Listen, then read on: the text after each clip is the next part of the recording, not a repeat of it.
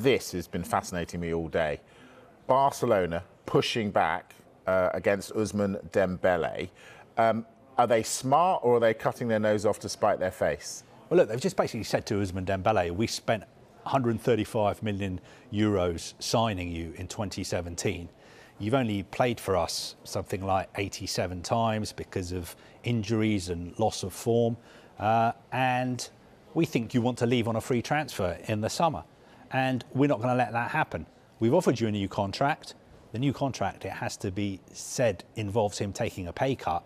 He's refused to sign that contract. And Barcelona have turned around and said, fine, you are leaving immediately. Find yourself a new club because you don't have a future here. We want to get your wages off our books.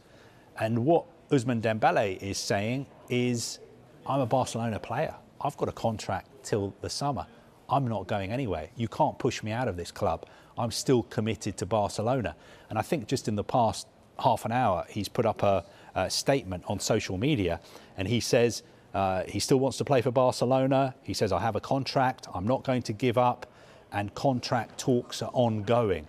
So a real sort of battle of wills brewing, developing between the player and his advisor on the one hand and Barcelona on the other hand. Dembele's winning this, isn't he? He's got all the cards, surely. Well, I think in modern football, the players have most, if not all, of the power. If they have a contract with a club, there's very little the club can do to force them out. If they don't want to move, the player can just dig his heels in and say, fine, I'm not going to play. You still have to pay me. I'm not going anywhere. Yeah. But on the flip side, there's a World Cup, and I say this nearly every single transfer show. There's a World Cup in 10 months.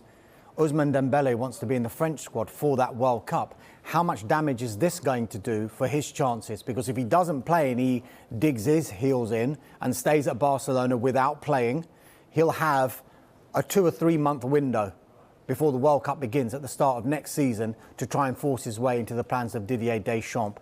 That is going to be very, very difficult, and I'm sure it will be something that he will have to think about. But look, Barcelona are not strangers to this, because if you go back to the summer, one of their young players who was coming through the academy alongside the likes of Ansu Fati, there was a new breed coming through, a player called Ilai Moriba. He was stalling on a new contract, and Barcelona did the same to him. He had a year left, and they said, sign a contract or you're not going to play for Barcelona. He didn't sign the contract. Within a couple of weeks, he was sold to RB Leipzig for 16 million euros. So Barcelona, as much as people might say they're trying to play a bit of brinkmanship here with the player, they will go through with what they intend to do with the player. They mean business here. They've told Ousmane Dembele, sign or you're not going to play. And in this window, we will try and offload you. I just wonder if this is going to be a problem for Barcelona as well, because if you're a buying club, how much would you realistically want to spend on Ousmane Dembele when you know that Barcelona want to get rid of the player and he's got 6 months left on his contract? He cost £137 million.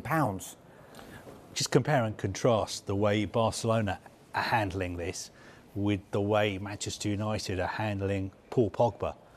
Because Dembele, out of contract in the summer, cost them huge money. Barcelona are saying, get out, we don't want you here. Paul Pogba cost Manchester United £89 million. He's out of contract in the summer. Manchester United are saying to him, get yourself fit, play for us, put yourself in the shop window. Even if you don't sign a new contract with us, you'll attract other clubs who are interested in signing you. So two totally different ways of doing business. I think the big difference as well is that Barcelona are in big financial trouble. Manchester United have the luxury of being able to play somebody £350,000 a week, knowing they're going to lose the £89 million that they invested in him and all the commissions that they paid to get him as well. So two different ways of operating. Also, just very quickly, if Paul Pogba doesn't sign a new contract, but they continue to play him until the end of the season, is Ralph Rangnick's mentality, Paul Pogba will play, he will give us 100%, and I've seen it in training. He can help us get into the top 4 by the end of the season. So if he goes on a free transfer at the end of the season, but he has helped Manchester United get into the Champions League, you can weigh up the amount that they can gain from being in the Champions League to not being in the Champions League. And if they feel they've got a better chance of qualifying for it with Paul Pogba in the team, that's something that they might have to weigh up as well.